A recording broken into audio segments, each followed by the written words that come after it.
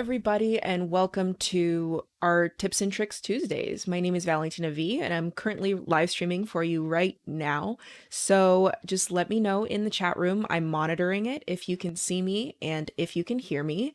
If you can, just give me a good old, just write the word banana in the chat room, and that way I'll know that you can see me and that you can hear me and that the levels are all good. If at any point during the stream anything happens, like I drop out, my mic drops out, my camera drops out, it hasn't happened yet, but you know what? It could.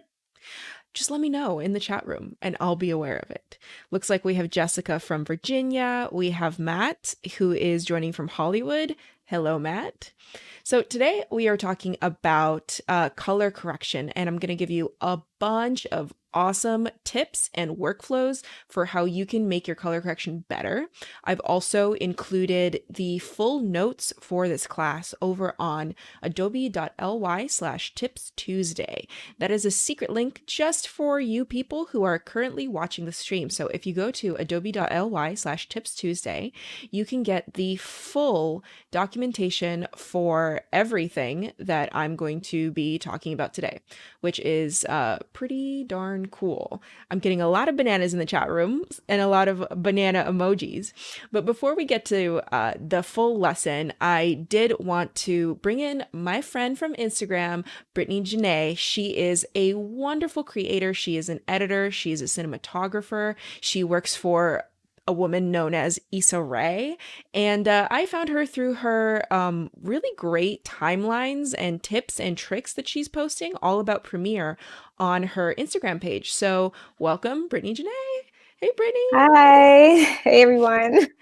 Hey, so how would you like describe yourself for people who don't know who you are? So I would describe myself as a filmmaker, content creator. I am also a video editor. I work part-time for Issa Rae, but I also do a lot of video editing for just different influencers and different companies that contact me. So that's like my part-time work, and then freelance work, I just shoot different content and create different films. That's awesome. I'm so happy that you're here. I'm so happy to get to talk to you because I feel like you and I had pretty similar stories to how we got to where we are now. I started with just one person who believed in me, who kind of took me on, and it all went from there. And I know that you haven't been living in LA for too long, but that's similar to how you started. So could you maybe tell us a little bit about that?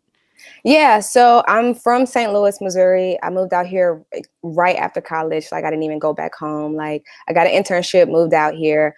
I didn't know anyone or anything like that, so I was really starting from scratch.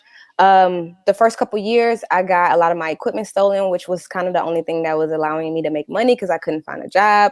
And I was kind of just freelancing, probably making $100 an hour just to edit video content for a guy that I just randomly met. But once I got all my equipment stolen, I had to clearly, purchase new equipment, and I didn't have the money to purchase new. So I went on Craigslist, of course, which I didn't know was a thing in California, because it's definitely not in Missouri. And I met a guy on there who was selling his 85 millimeter.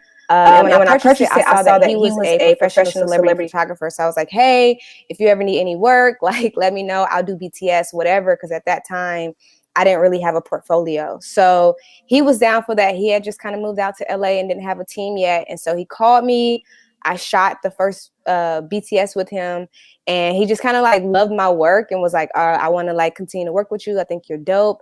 And he just started throwing my name out there to different companies that he was working for. Like, at that time, he was working with Essence, BET, TV1. And so anytime that they were looking for somebody to do video, he was just throwing my name out there. So that's how I was able to kind of like network and get myself out there and work with different people, because he believed in me and kind of took the opportunity and just was able to like build on top of that.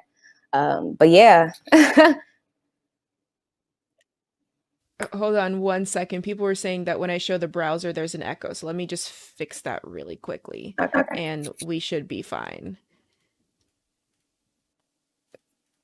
There we go. So hopefully there's no echo. Hopefully we're all good now. So I think that that's really cool because honestly, it just takes one person to believe in you, but you Mhm. also at the same time, you need to be, I feel like you need to have the skills and you need to show those skills at the right time, at the opportune moment, which is super important. And I think part of that is also being on social media and having things on social media so that when you see that person or when you meet that person that could potentially change your life and they pull up your social media, like right now, I'm showing off your Instagram. And Mhm. they see that you've been doing things, you've been talking about, various how you're shooting, what you're Mhm. doing. You do a lot of timelines, you do a lot of these kind of editing, you know, what do you call it? What would you say? It's like you can show the timeline while you're showing the video. You kind of came up with that. Yeah, so I think Jacob Owens had came up with Timeline Tuesday, but he was really just kind of just showing his actual timeline.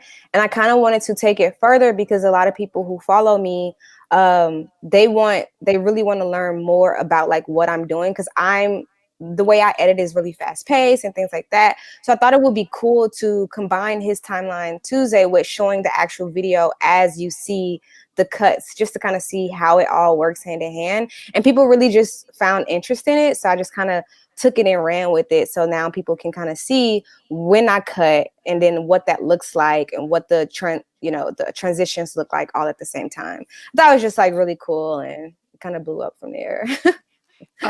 That's how I found you, to be honest. I was like, wow, this is a really cool technique. Mm-hmm. So as far as, why you do this, I know part of the reason is because you want employers, you want potential future clients to see what you can do. But I Mm-hmm. think a lot of it is also just for inspiration, right?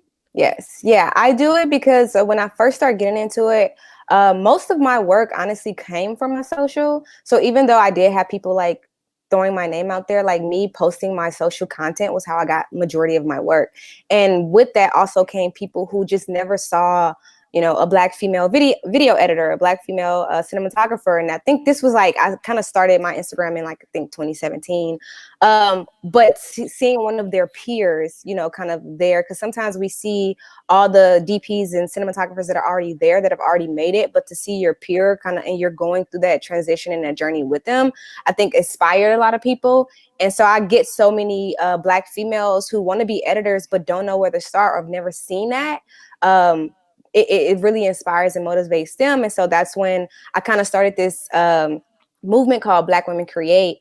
Because also when I would be on sets, I would be the only black female, sometimes the only black individual on set. And I felt like that would give us a place to be seen. Because even on YouTube, you don't see a lot of black female filmmakers. And so I'm like, maybe we need a space to where we can get motivated and inspired by seeing people that look just like us. And so that's where Black Women Create came from. And that's kind of why I do this whole thing of showing like my journey, because I'm not where I want to be, but to be able to show that to someone that may inspire them. Like, I see someone doing this, I could do it too. So I think there's also a lot to be said for maybe if you don't feel like you just said, you're on a journey, right? mhm. There's in no way like are you done learning. Yeah. Learning is something that happens all the time throughout your entire life. That's why you are here, dear viewers. You're here to learn something new. Learning is super, super important.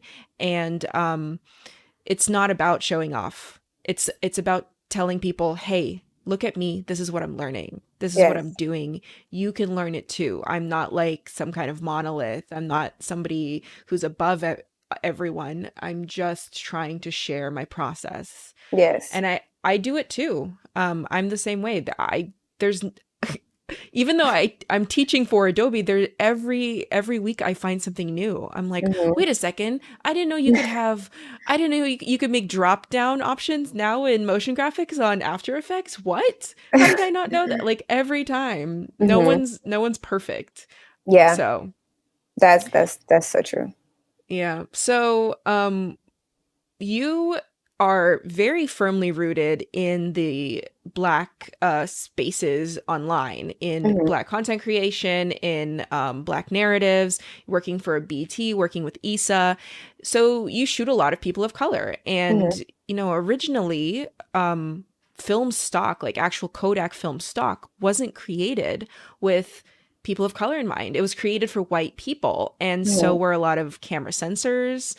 So was a lot of technology. So what would you say are your like top tips for shooting and editing footage of people of color?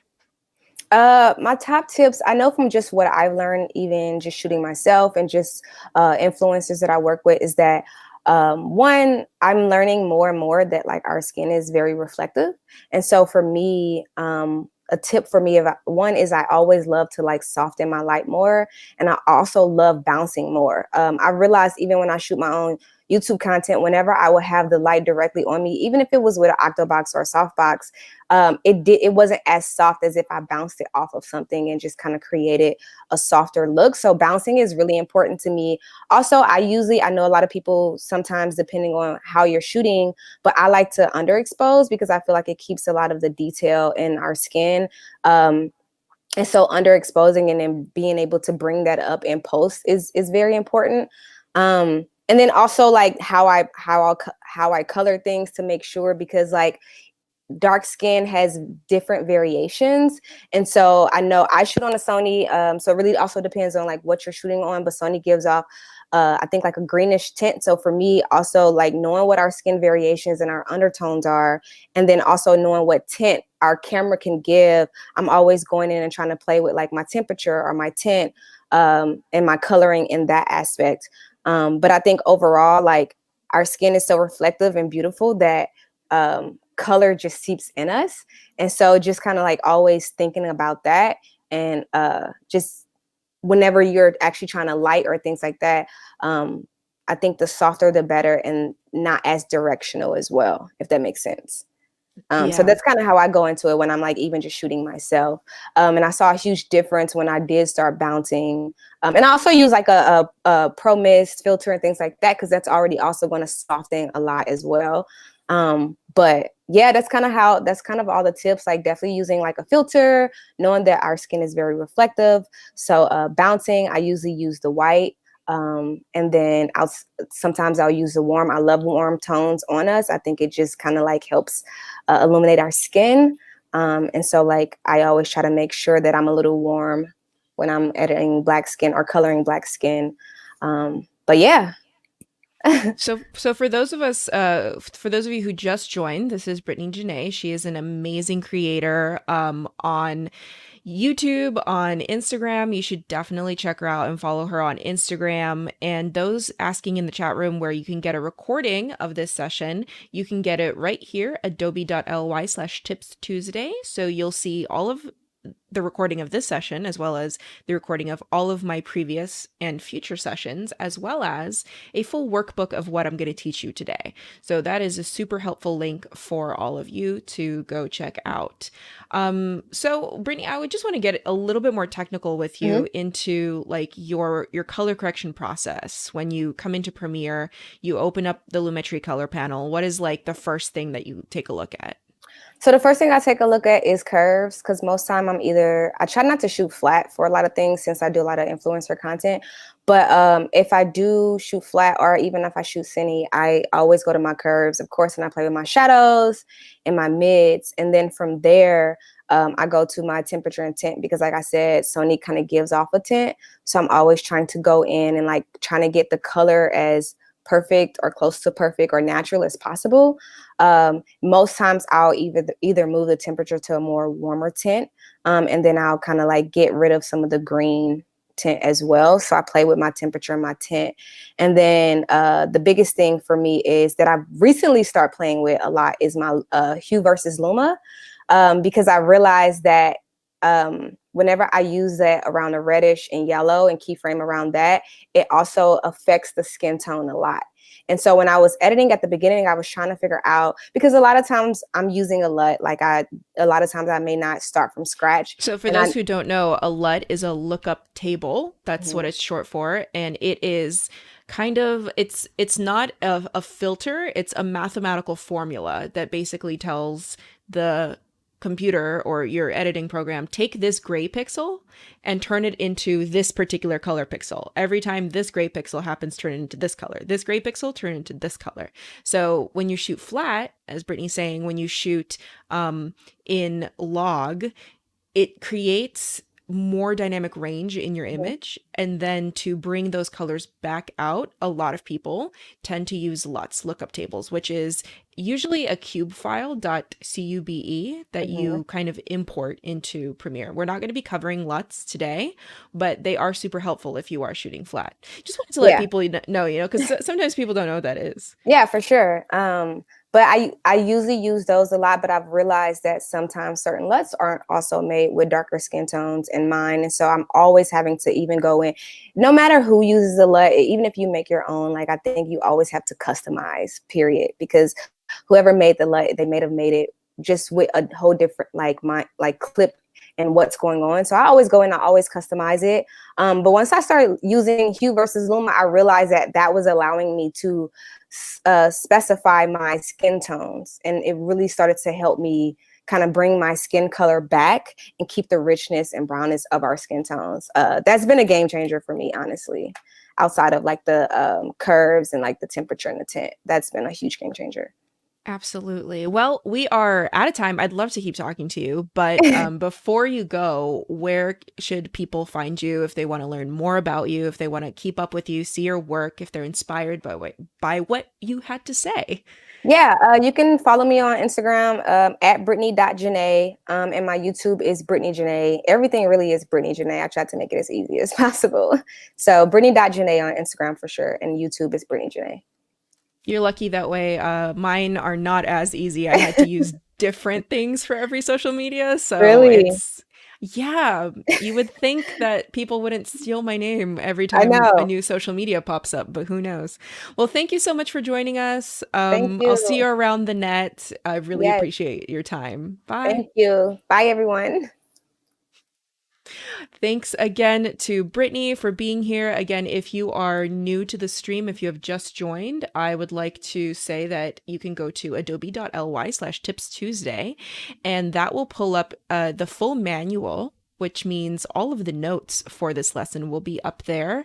If you have any questions, you can always go to twitter.com/adobecare and ask any questions there, or you can ask them in the chat directly, and I will get to them. And then if you want to just join more folks who are like-minded, you can go to community.adobe.com.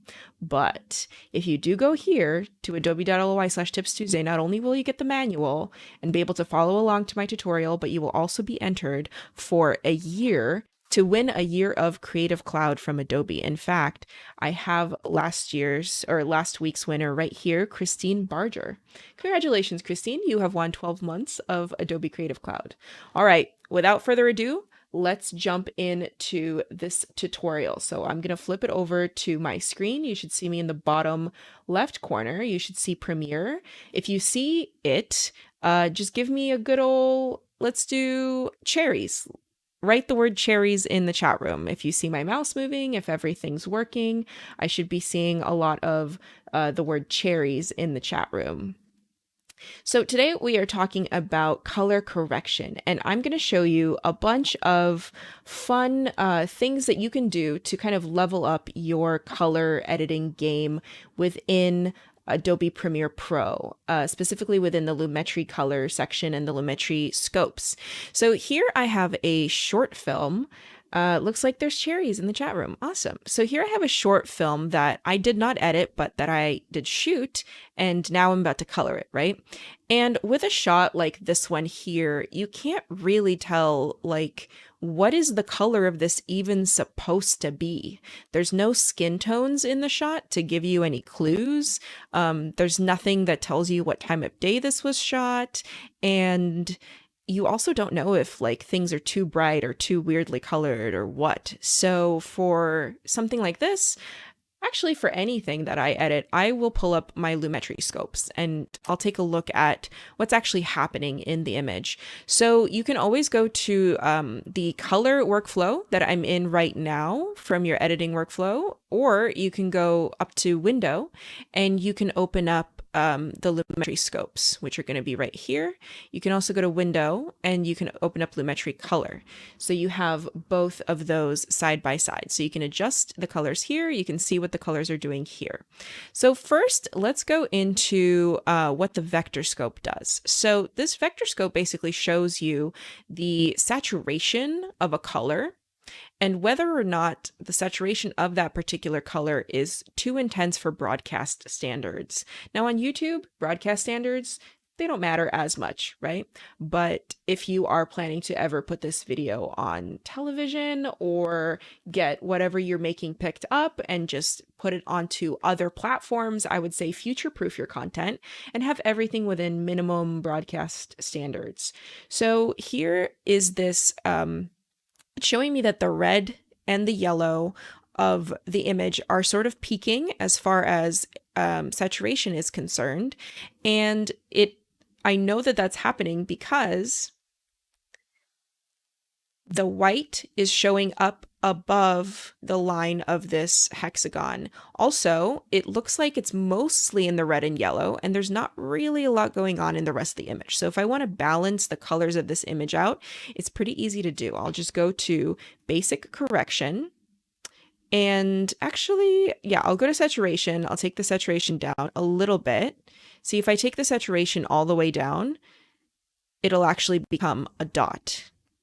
Unsaturated. If I take the saturation all the way up, it'll grow beyond the limits of what is acceptable. So what I want to do is I want to take the saturation of the red and yellow down, and I want to increase the saturation of all of the other ones to sort of even out this circle.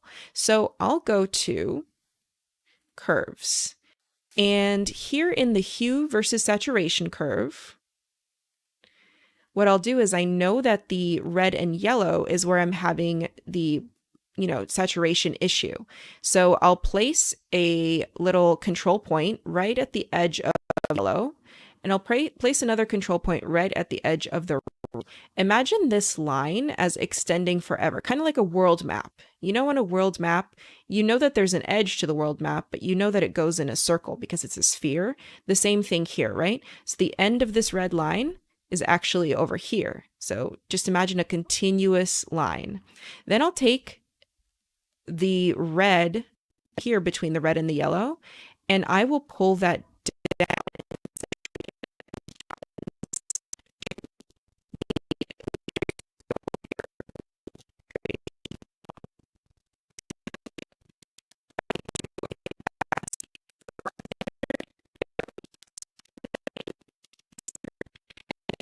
I'm going to increase the blues and the cyans and the greens in the image.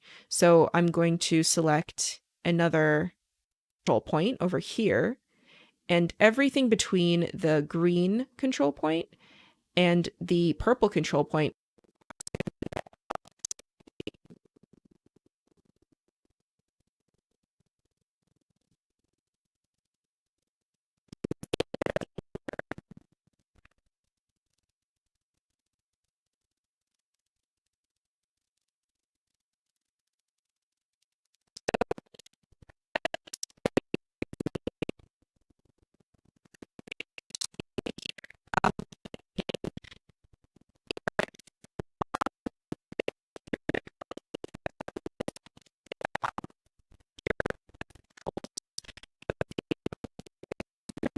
broadcast standards.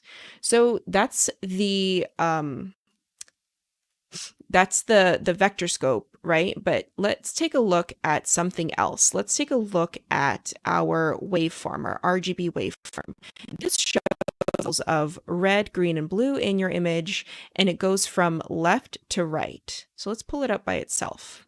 So this is the left side of your image. This is the right side of the image. And to see it a little bit better, let's go over to this clip. This will really show you. So we have this blue column of light on the right, and you can see that blue column of light right here. It's represented by this spike in the blue right there. So the blue is spiking, and it's spiking right around the top line. Now, ideally, you don't want anything to spike around the top line of this waveform, right?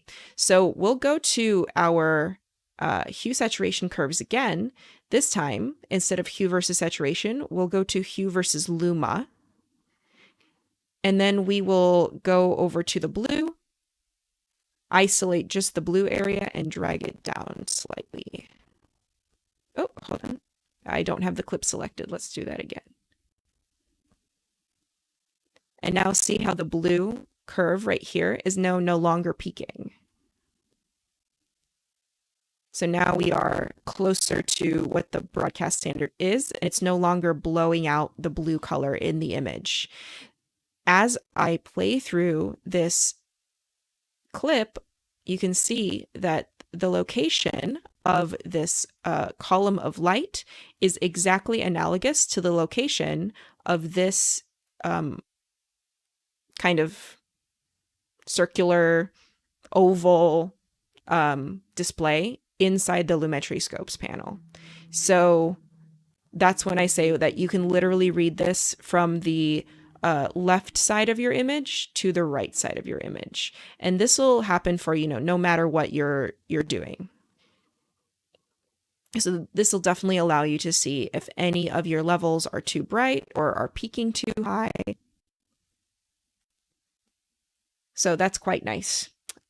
If you want to pull up multiple Lumetri scopes, all you have to do is right click, and now you can pull them up. You can pull up the parade, which shows the different colors individually. So if you do, for example, parade, but you do the parade type as RGB and you pull it up, you can see the red, the green, and the blue curves separately, right, as a parade. Whereas in the waveform, you can see them all on top of each other. And if you want to change the location of your Lumetri scopes, you can just double click and then they'll cycle through the location on the screen. So again, if you would like to get all of this stuff, all of the workbooks, you can just head on over to adobe.ly/tipstuesday. And when you go there, you'll be able to download a full PDF that I created, which explains pretty much everything that I am talking about. So what the Vectorscope is, what the waveform is, etc., etc. So that's a pretty cool thing that you have access to. You can also do the waveform, by the way, not by color, but you can do it by Luma, by the brightness value across the image. So if you go to waveform type, select Luma, now it just shows you, okay, where are the bright areas of the image instead of splitting it up by color. So I think that waveforms, or I just think that scopes in general, any kind of scopes are super helpful because they help you understand what your image looks like and that you're not just playing it by eye. You're not just kind of trying to line things up. Just with your naked eye, you're really, really trying to see what you can do to control the image the best way. So let's pull up some effects. So let's go back to my computer screen. And here I have a fashion project that was shot with 6 different cameras. All sorts of people were shooting this project. So they were all using different cameras, different profiles. How do you make something, kind of cohesive?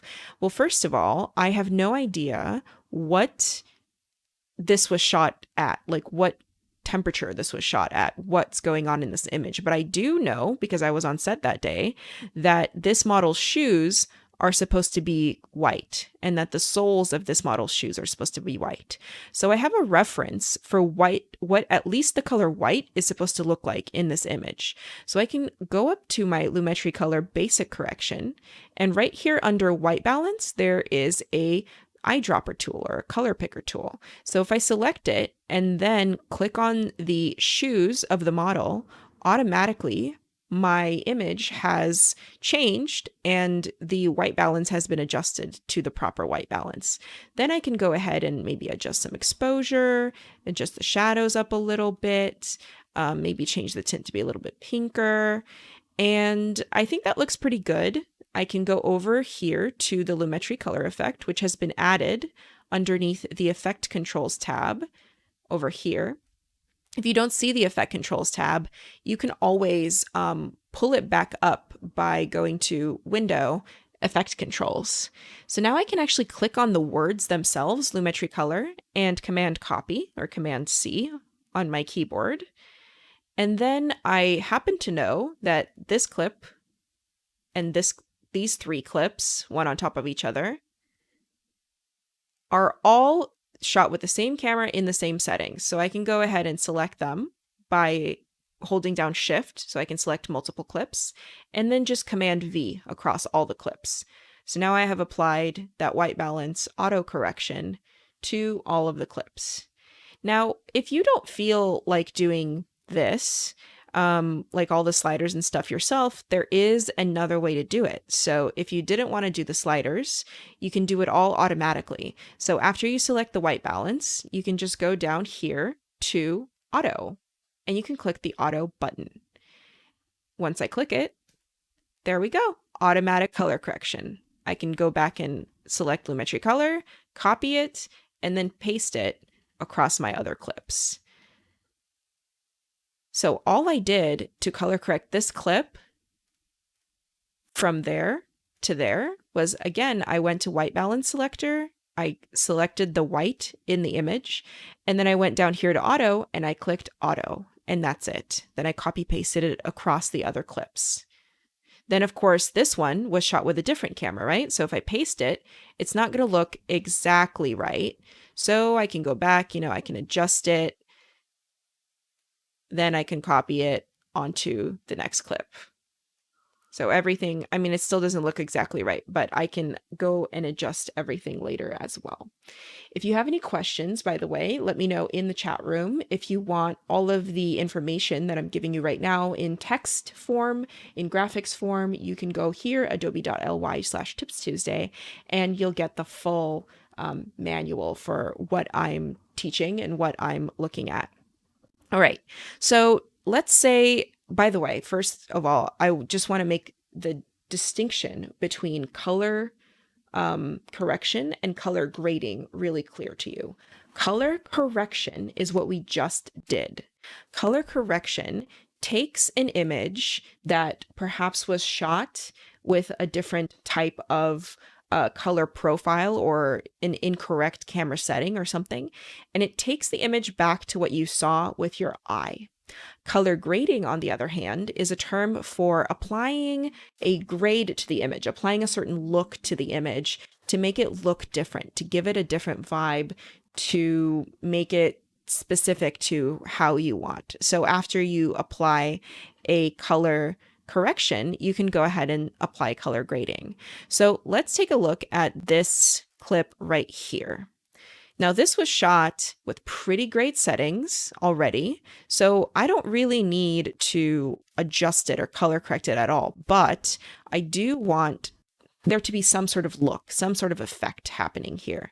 So I'll go over here to the Creative tab inside the Lumetri Color, and it has these options for, actually, let me delete the Lumetri Color that's already on here. So it has these options for different looks that you could apply, and there's a drop-down menu. So you can go ahead and select one that you like, and it applies it to your image. And what's cool about this is that you can also, right here on the right side, there's an arrow, which allows you to preview the looks in this preview window over here. So if I click the arrow, I can just cycle through all of the looks. I can even use this intensity slider, like maybe that's too intense of a look there. Let me cycle through, let me find that one again. Maybe that's too intense, right? So I can double click to apply it to my clip, and then I can use the intensity slider to make it more intense or less intense. So I can go through and choose different looks to really color grade that clip. You're probably wondering, are only the ones that are included here available, or can you do other ones? Well, you can. So if you have a .look file available, you can go ahead and browse for it like I am doing right now. Ooh, wait a second. It is there. It is there. Hollywood Looks, right? And I can choose one from there. It's a look file, and you can apply it from your browser as well. So there's pretty much endless options for you to choose from when you're applying looks. And then you can even then go in and maybe add some faded film to the look, sharpen it, give it some vibrance, whatever you'd like for the look to be. I usually, when I'm posting to social media, I usually like to use the sharpen slider because a lot of the compression that happens when you post to social media happens by softening your image. So I do like to give it a little bit of sharpening. Adeep asks, where can we see earlier episodes? You can see them at adobe.ly/tipstuesday. They are all there for you to take a look at. Awesome. All right, let's keep going. So, oh, by the way, and then Roshni asks, how do you copy to the color correction to other clips? It's very easy. So once you have a color correction that you like, under Effect Controls, right here, you see the Lumetri color effect. So you're just going to copy it by pressing Command Copy. You're going to select the clip that you want to paste it to, like for example, this one already has color correction, but let's delete that color correction. And then you can paste it there. So there you go. It's as easy as copy and pasting. All right, so let's move on to a little bit more of the hue and saturation curves. If you didn't understand them at the beginning, you're going to understand them now. So I have this image here, and it is a beautiful image, but I think that the intensity of the pink light on her skin is a little much, right? I want to desaturate the pink on her skin. So I'm going to go down to the Curves tab inside of Lumetri color and pull that down. And now in the Curves tab, I'm going to go ahead and go to Hue versus Saturation. This is going to allow me to select a specific hue and either saturate it or desaturate it. And I'm going to go to the color picker because I want to pick her exact pink of her skin color. So I'm going to go to color picker and I'm going to select her shoulder here. And there you go. You can see that those control points have already been added to that line. So now I can take this control point in the middle and drag it down. If I drag it down some more, like extremely a lot, what you can see is you're starting to get some banding on her forehead here, right? That means that my the selection of my color wasn't wide enough. So if I don't want to get this banding, I just drag these two control points away from each other. So that way it selects a larger region. And now my banding isn't as severe. Now there's no banding on the forehead. Now it's just smooth color. So that's how you can do the hue saturation curves. What about our good friend, the hue versus Luma curve? Well, let's take a look at that. For example, I have this clip here. And although it's a really beautiful clip, what's happening is that the brightness of the yellow parts of the clip right here are taking away from her beautiful face and her skin tone because her skin tone is darker, right? And the yellow obviously is lighter. So what I want to do is I want to make only the areas that are yellow in this image, I want to make them darker and leave everything else intact. So I will select the clip and then I'll go to the Hue versus Luma curve that is in the Lumetri color panel in the Curves tab. Hue means the color and Luma means the brightness, right? So I'll go ahead and take that same little eyedropper tool and I'll select the yellow in the image. So it has now drawn these little control points around the yellow hue of the image. I'll go ahead and I'll drag that down, but you see what happens? The width of the yellow isn't wide enough. I'm only controlling the middle of the yellow, not the entire yellow strip. So again, what do? I drag these edge control points, the green and the orange, away from each other to increase the hue range that I'm trying to target. So there we go. Now it's targeting all of the yellow. And of course, it's a little bit too low. It just looks super unnatural this way. So I will drag it up until it can look pretty good, pretty natural. How can I check that this is working, that this is not too bright? Well, let's go to our Lumetri scopes and take a look.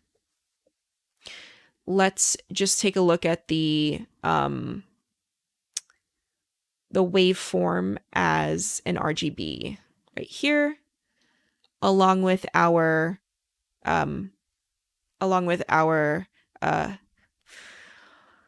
Vectorscope. So now that I have the Hue versus Luma added, the effect, you can see here that it's pretty much like a lot closer to the broadcast standards, and none of these are really reaching the top here. If I deselect the checkbox, you can see that all of a sudden the level of the green jumps to the very top.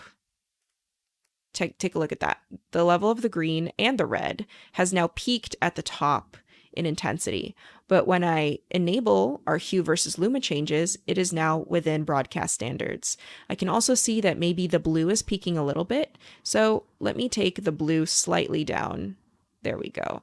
Slightly down.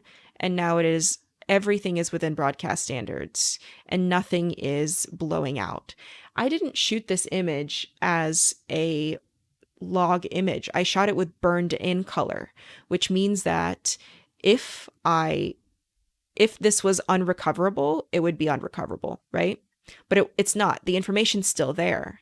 I just needed to pull it out using the Hue versus Luma curves. Does anybody have any questions? Are you enjoying this tutorial? If you learned something new so far, let me know what you learned in the comments if you learned anything new, because I would love to know that I helped you figure something out that you didn't know before. If you knew everything before, congratulations. You are awesome.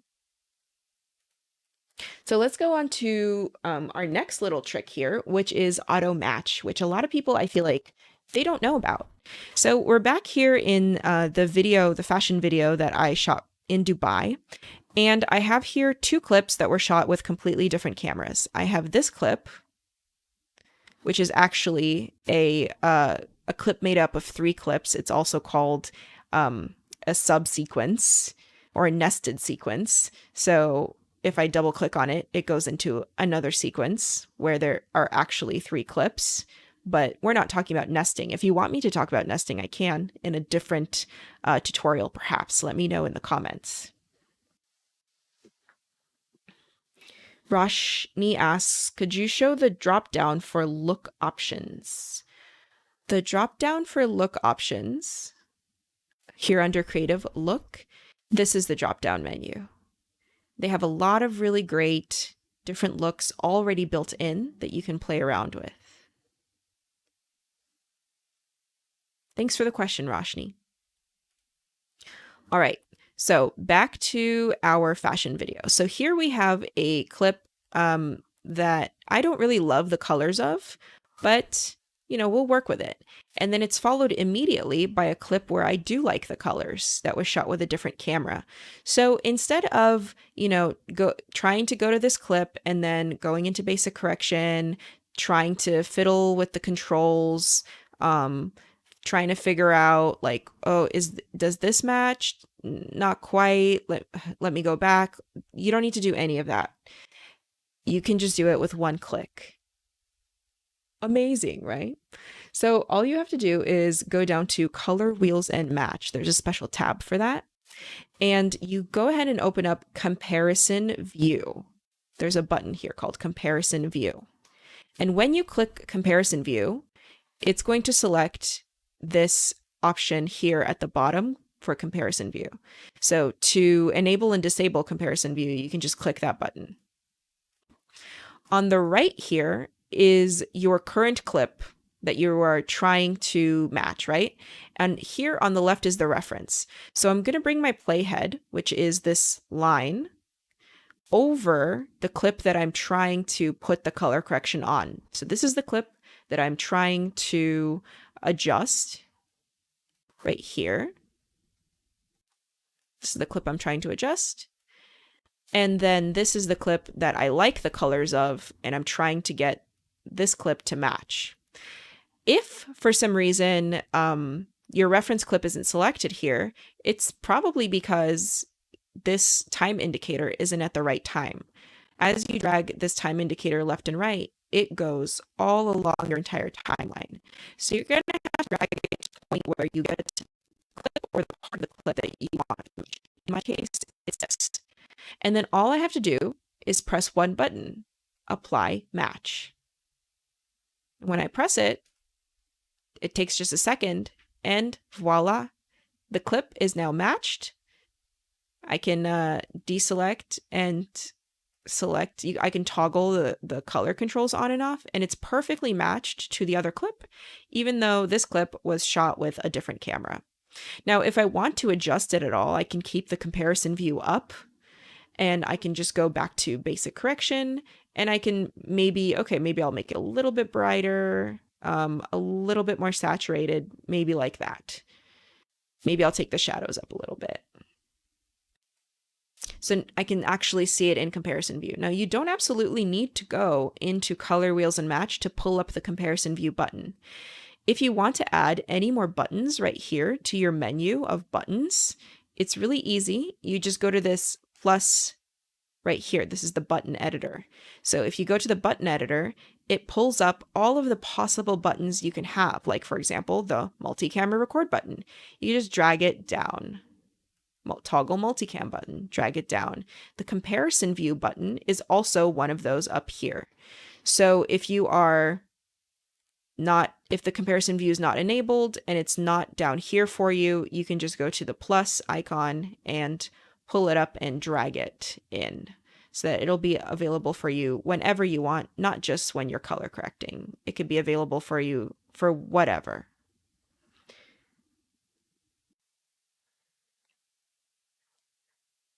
Soul Food Cooking says that the match info is going to save them a lot of hours. You're welcome. Kim says that their mind is blown. You're welcome. Yeah, pretty cool, right? The match colors is one of the coolest things that Premiere has going for it, I think, as far as what you're doing with color correction. There's a lot of other artificial intelligence processes going on with different types of workflows. Like, for example, if you're changing from a horizontal orientation to a vertical orientation, there's a very quick AI workflow for that called auto reframe. If you want to, if you want to even out the levels of your audio, there's another really cool automatic auto match feature for your audio levels. So Premiere's they're trying to make it easier for you to get your job done without having to do a million different little things that are going to be annoying for you in the long run. So remember how I had this question, how do you add and remove effects? It's pretty easy. I already showed you how to add effects, but I'll show it to you again just for those people who are just coming in. So if you want to, let's say, add an effect like here. So you want to edit this image, and then you want to apply the edit of this image across all of the other images around it. So let's go to basic correction, and let's just add more contrast. Let's add more saturation. Take the blacks down, take the shadows down, take the whole thing up, make it a little bluer and a little pinker, and we'll take the blacks down even more. And there we go, right? I had this, now I have this. So to add that color correction, I will select the Lumetri color effect itself. I will command copy or control copy. And then I'll go ahead and I can paste it to another clip. I can paste it to this clip. I can paste it to this clip. Or I can instead of doing that, I can select those clips by holding Shift and drawing a box. Holding Shift and Alt Option will select multiple groups of clips, and then Command V, and I can paste it, right? Or what I can do is I can paste it across to everything, like every single clip on the timeline, by selecting Command A, which will select all of the clips on the timeline. So now I've pressed Command A. Whoop. Why does that keep? Okay. So I've pressed Command A. That selected all the clips. Then I will deselect the actual clip that I have the effect on already because I don't want to add it to that clip twice by holding down Shift. So I'm deselecting it. And then I press Command V. And now that effect has been added to all of the clips on my timeline, which is pretty great, right? But there's an easier way to do this.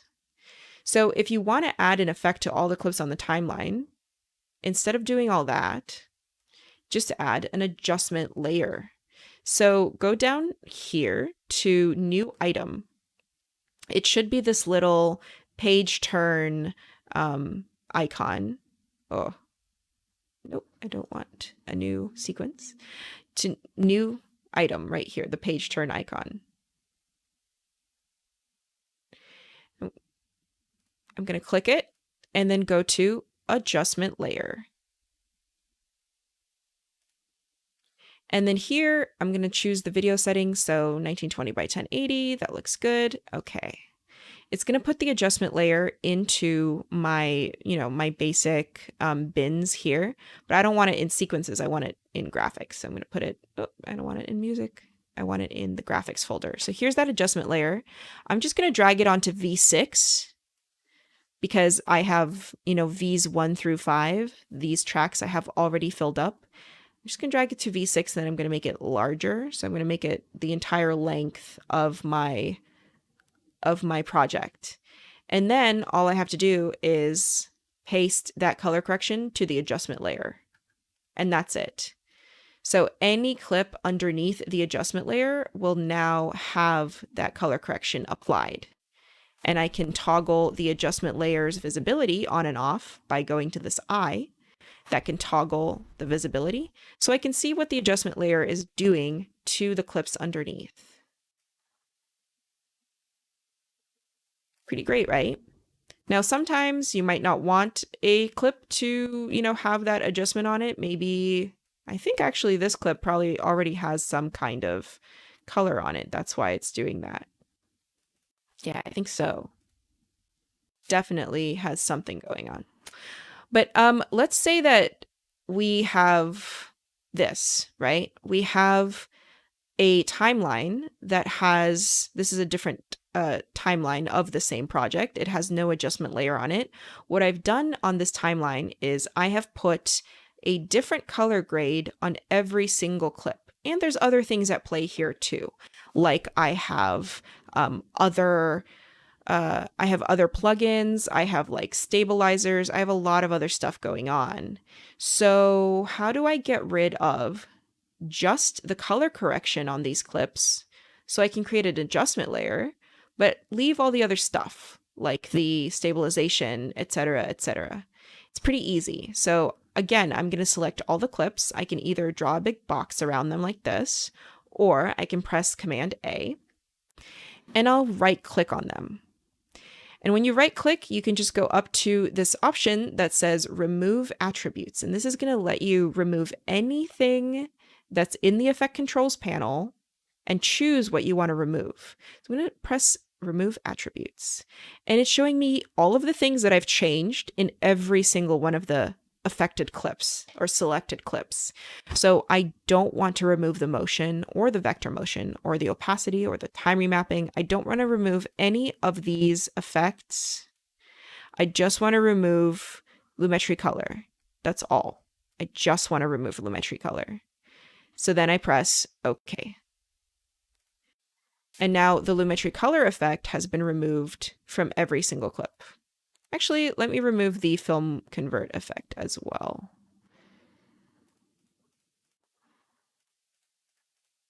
Just so that there's no effects on it at all. Yeah.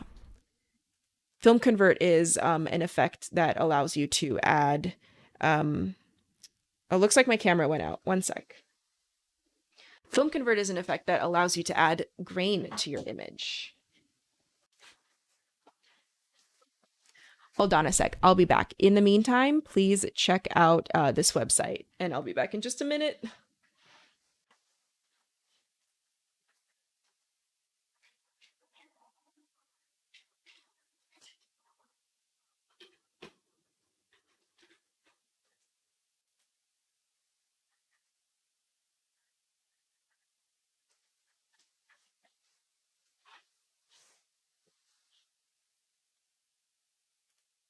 All right, I'm back.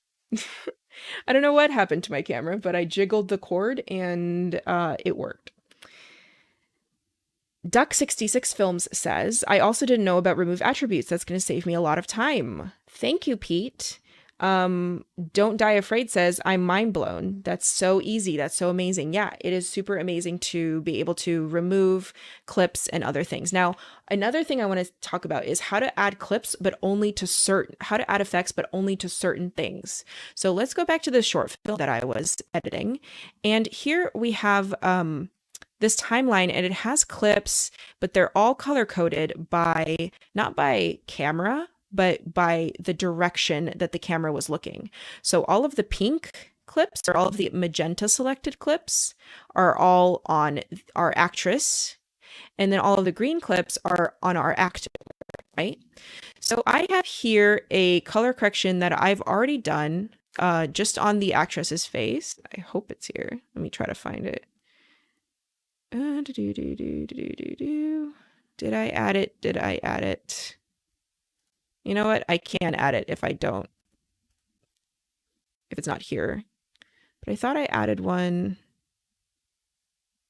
Ah, there it is. Yes? Maybe? Let me reopen this. One sec. I'll close this project. Oh, I'll close this project. So reveal sequence and project. I'll go ahead and I'll close project. I won't save, and then I'll reopen it to the most recent version, because I think I just did something to it just recently. There we go. Yes? No? Okay, it's fine. I'll just re-add the color correction. So I have this clip here for the actress, and I'll go ahead and I will put LUT on it, just like what Brittany was talking about. Let me choose this LUT, for example, and I will add a little bit of brightness to it. I'll add a little bit of shadows, make it a little bit warmer, a little bit more green. There we go. So I have basically color corrected this clip, just this one clip, in my timeline. And you can see the difference by me toggling the Lumetri color on and off. Now, it would be super annoying. Oh, you can't see it. I'm so sorry. There we go. Sorry, you couldn't see my screen. We're back. We're back. This is what happens when you are also just live switching yourself. So this clip right here, I went ahead and I added some color correction to it. So as you can see, all the clips on this timeline are organized by color. I have all of the pink clips of the female actress, and all the green clips are of the male actor. And you can add those labels by right-clicking, going to label, and then adding that label, right? So the male actor has a forest label, and the female actor, if you go to label, she has a magenta label here. Let me see if I can make that a little bit more clear for you. So label, magenta, right there. So let me add a color correction to the female actress. I'll go to Input LUT, and I'll use our universal LUT. I will increase the brightness. I will add a little bit of warmth, a little bit less green, and a little bit more to the black. No, a little bit more to the shadows, but I'll crush the blacks And there we go. So that's what that one clip looks like. I can toggle the Lumetri color by pressing the effects button on and off. So that's without, that's with, that's without, that's with. Pretty significant difference, right? So I can go through and do this thing where, okay, let me select all of the other pink clips, right? I'll hold down Shift and Alt and I'll go through and I'll select every single pink clip because I want to apply that color correction to every single pink clip. That would take forever. This is like a 8-minute film. So instead, what I'm going to do is I'm going to go to the one clip that I actually color corrected. I'm going to go to Lumetri Color over here.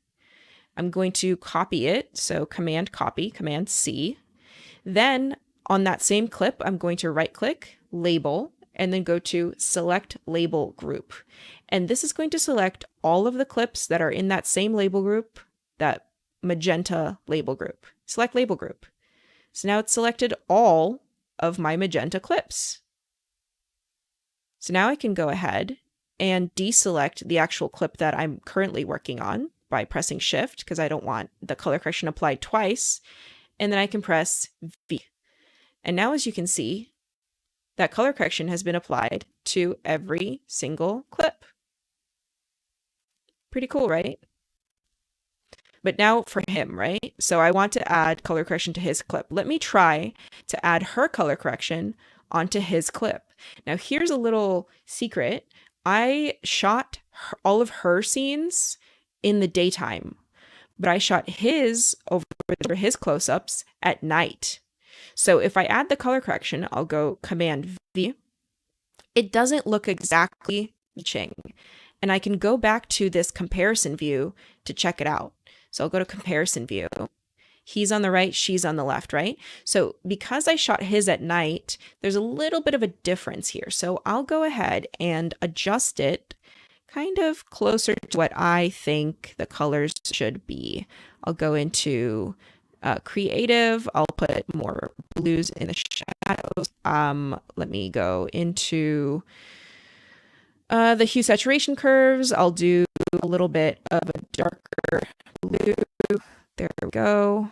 I'll go back into basic correction. I'll take the shadows down. So I'm using her color correction, but I'm adjusting it slightly for him until I can kind of see that they're kind of matched. Okay, I'll take the compare view off. So now the color correction that's on him, I'm going to go over to Lumetri Color, select it, copy it. Yes, Pete, I used Command V to apply the Lumetri grade to all the other clips. That's right. I'll go right click, label, select label group. And now it's selected all of the green clips, all of his close-ups. So I can just deselect the actual one that I've applied it to already by pressing Shift. So now every single green clip is selected except for the one I've applied it to already. And Command V or Control V, taste. And now that color correction is applied across all of his close-ups. There we go. And I do believe that with that, that concludes my tutorial for today. I know I covered a lot. If I covered something that was new to you, or if you found this at all helpful, please do let me know in the chat. If you have any questions, now would be the time to ask them in the chat. You can also go to adobe.ly/tipstuesday, and that is going to help you with everything because it's all of the things that I've just taught you with the exact examples that I've just showed. So it's going to give you not only this entire manual for how to look at Lumetri scopes, basic color correction, how to add looks, the hue saturation, hue Luma curve, how to match colors, how to add and remove effects, how to color with adjustment layers, etc. But it is also going to let you in for the chance to win a full year of Creative Cloud, of Adobe Creative Cloud. That's their entire master suite, all of their programs. So It's a pretty sweet deal, if I do say so myself, and you get to see the replay of this video and all of the replays of all of my previous lessons. I've done 5 other lessons, and they were just as jam-packed with tips as this one. I do not skimp out when it comes on tips. Duck66 Film says, I had no idea that the color coding was used for anything other than a quick visual identification of clips. That's awesome. Yeah, the color coding, otherwise known as labeling, in Premiere can be done also both in your timeline and in your actual clips and bins in your project monitor. Personally, I prefer to color all of my clips before I bring them into the timeline. So I'll add labels to all my clips before I bring them in, and it will retain the colors of those labels after I've brought them into the timeline. If you bring your clips into the timeline as the default color, which is like a light blue, I believe they call it iris. I think they call it iris. Let me just double check. Yeah. So if you bring all of your clips as the default iris into your timeline and then you color code them there, the colors will not update in your project monitor. So Nikisha says, I'm the best. No, you're the best, Nikisha. All right, everybody. Thank you so much for being here. Duck66 Films, I am doing more tutorials, so I'm doing them every Tuesday. So just come back at the same time, same place, and I'll do more tutorials. But for now, this is me signing off. Thank you for being here. Hope you enjoyed. And find me on Instagram or Twitter or something. Say hi. Bye.